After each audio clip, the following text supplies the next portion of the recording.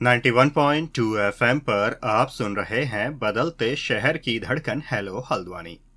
Hello Haldwani एक सामुदायिक radio है और इस रेडियो को 91.2 मेगाहर्ट्ज की फ्रीक्वेंसी पर आप तक लेकर आता है उत्तराखंड मुक्त विश्वविद्यालय। इस रेडियो पर हम समुदाय और समाज से जुड़े हुए कई तरह के मुद्दे, उनकी समस्याएं, उन समस्याओं के समाधान पर बात करते हुए कई तरह के कार्यक्रम आपके लिए लेकर आते रहते हैं। तो वहीं विश्वविद्यालय से जुड़े हुए विद्यार्थियों की जानकारी के लिए भी हम कई तरह के कार्यक्रम इस रेडियो के माध्यम से आप तक लेकर आते रहते हैं। तो फिलहाल ऐसे ही एक कार्यक्रम के साथ हमारे स्टूडियो में मौजूद हैं उत्तराखंड मुक्त विश्वविद्यालय के गृह विज्ञान विभाग से डॉक्टर पूजा भट्ट, और इनकी जानकारी का जो आज का विषय है वो है जीवन काल विकास से वृद्धावस्था। तो वृद्धावस्था क्या है और इस अवस्था में क्या कुछ हालात व्यक्ति के होते हैं, किस तरह से उस वृद्ध व्यक्ति की शारीरिक स्थिति होती है और कैसी उस व्यक्ति की मानसिक स्थिति होती है, और ऐसे में किसी वृद्ध व्यक्ति को किस तरह की देखभाल की आवश्यकता होती है, इस बारे में ये पूरी जानकारी रहने वाली है। तो पेश है आपके लिए ये कार्यक्रम। हेलो हल्द्वानी 91.2 एफएम के सभी श्रोताओं को मेरा नमस्कार। मैं हूं डॉक्टर पूजा भट्ट, विश्वविद्यालय के गृह विज्ञान विभाग से। आज का जो व्याख्यान है वह है जीवन काल विकास से, जिसमें हम जानेंगे वृद्धावस्था के विषय में। आज का जो हमारा व्याख्यान है वो हमारे एमए के शिक्षार्थियों के लिए काफी महत्वपूर्ण है। शिक्षार्थियों, मैं आशा करती हूँ कि यह व्याख्यान आपके लिए उपयोगी साबित हो। चलिए चर्चा करते हैं आज के इस व्याख्यान के विषय में विस्तार से। आज का जो हमारा व्याख्यान है वह है वृद्धावस्था के विषय में। इस व्याख्यान में आप जानेंगे कि वृद्धावस्था में विकासात्मक परिवर्तन क्या होते हैं। ये हमारी इकाई है वृद्धावस्था में विकासात्मक परिवर्तन के विषय में। इस इकाई का जो उद्देश्य है वह है वृद्धावस्था का अर्थ एवं परिभाषा को समझना, इसके लक्षणों पर विचार करना, वृद्धावस्था के दौरान होने वाले परिवर्तनों की चर्चा करना तथा वृद्धावस्था के दौरान पोषण की आवश्यकताओं पे बल देना। शिक्षार्थियों, आज के इस व्याख्यान में हम जानेंगे वृद्धावस्था के अर्थ एवं परिभाषा के विषय में तथा वृद्धावस्था के लक्षणों के विषय में। चलिए बात करते हैं वृद्धावस्था का अर्थ क्या है। वृद्धावस्था मीन्स एजिंग। वृद्धावस्था का तात्पर्य ये होता है कि कोई भी पर्सन की जो लाइफ एक्सपेक्टेंसी होती है उसके निकट तक पहुंचना, या फिर उससे अधिक की जो एज होती है उसे हम वृद्धावस्था कह सकते हैं। सामान्य शब्दों में हम कहें तो जो किसी भी व्यक्ति के रिटायरमेंट की जो एज होती है यानी 60 वर्ष, उसे भी हम वृद्धावस्था मान सकते हैं, या फिर 60 वर्ष या उससे अधिक की जो उम्र है वो वृद्धावस्था के अंतर्गत आती है।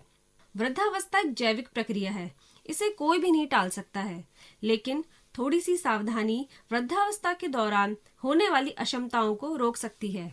साथ ही उचित देखभाल के साथ हर व्यक्ति एज बढ़ने के साथ साथ स्वस्थ होने का भी आनंद ले सकता है।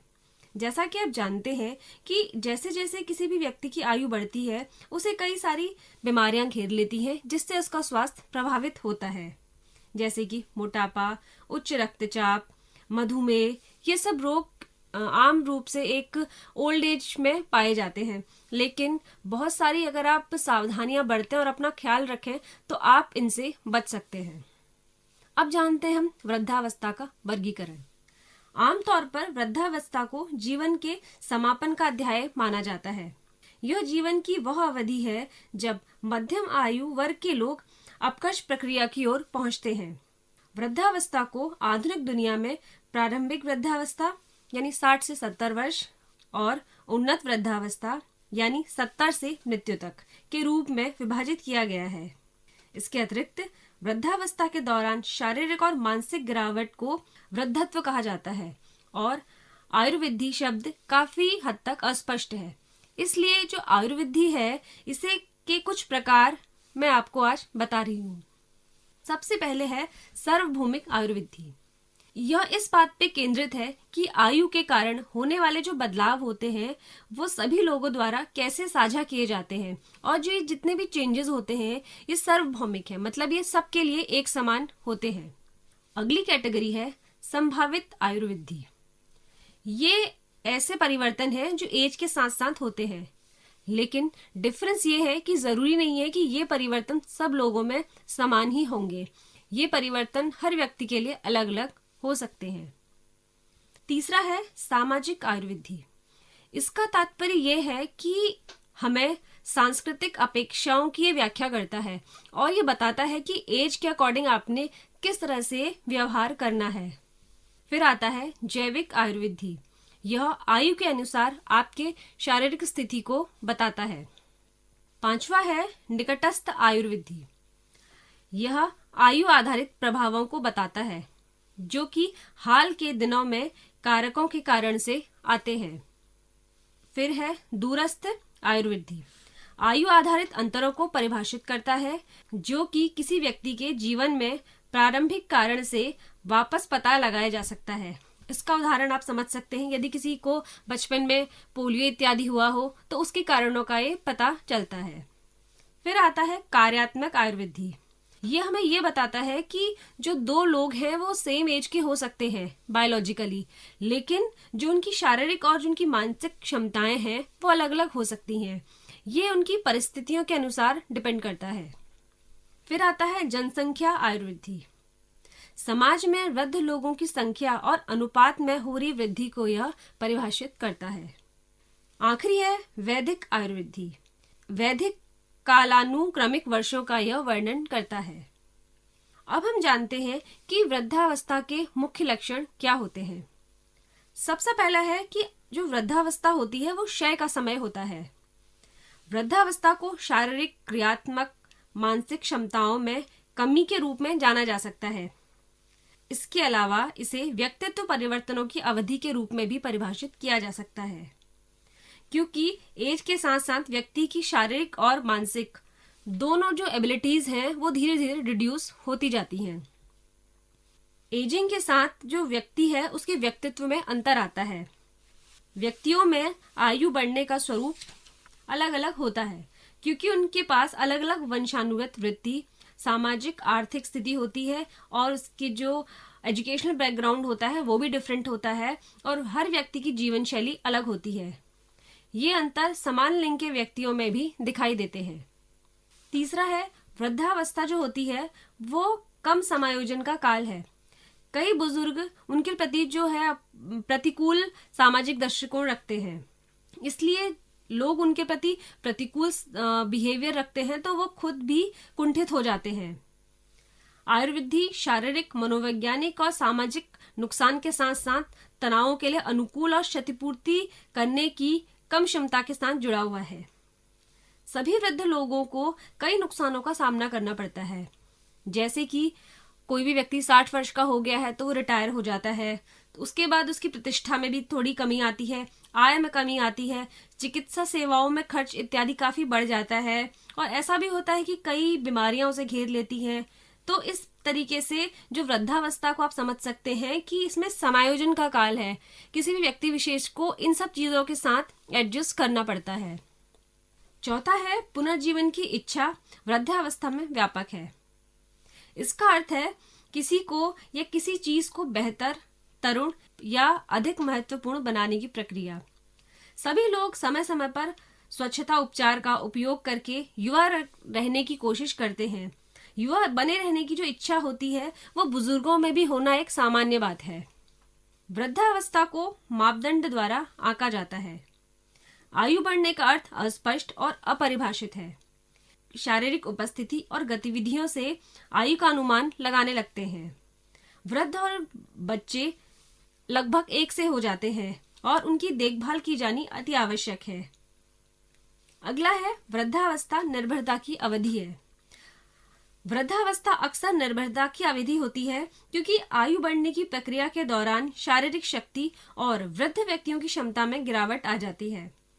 अधिकांश वृद्ध व्यक्तियों को अनेकों समस्याओं का सामना करना पड़ता है, जैसे बॉडी में फ्लेक्सिबिलिटी काफी कम हो जाती है, आईसाइट वीक हो जाती है, सुनने की शक्ति में कमी आ जाती है, उनको कितनी बार स्मृति रिलेटेड समस्याएं होती, कितनी बार उन्हें मेमोरी रिलेटेड प्रॉब्लम्स का भी सामना करना पड़ता है। तो इस प्रकार उनकी जो डिपेंडेंसी है वो दूसरे लोगों पे बढ़ जाती है। इस प्रकार आप समझ सकते हैं कि जितने भी वृद्ध व्यक्ति होते हैं वो परिवार के अन्य लोगों पर डिपेंडेंट हो जाते हैं। वृद्ध लोगों के प्रति रूढ़िवादी धारणा। जो वृद्ध यदि कोई व्यक्ति हो जाता है तो सब एक स्टीरियोटाइप डेवलप कर लेते हैं। रूढ़िबद्ध धारणा लोगों के एक समूह के बारे में एक सामाजिक विश्वास है। बुजुर्गों से संबंधित रूढ़िवादियां सकारात्मक और नकारात्मक दोनों हैं। आयु बढ़ने के बारे में सकारात्मक विश्वासों की तुलना में अधिक नकारात्मक रवैया रखते हैं। बुजुर्गों के बारे में विश्वास और जो रूढ़िवादिताएं हैं वैसे तो वो अस्पष्ट हैं, लेकिन ज्यादातर जो है वो नेगेटिव है। बुजुर्गों के बारे में रूढ़िवादिता विशेष कार्यों पर उनके प्रदर्शन के बारे में विशिष्ट अपेक्षाएं विकसित करती हैं।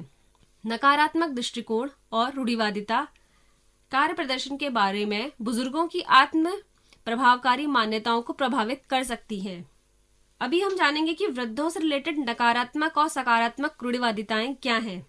जैसे नेगेटिव स्टीरियोटाइप ये है कि वो गंभीर रूप से दुर्बल होते हैं, वो बहुत स्लोली सोचते हैं, सब चीज में वो स्लो हो जाते हैं।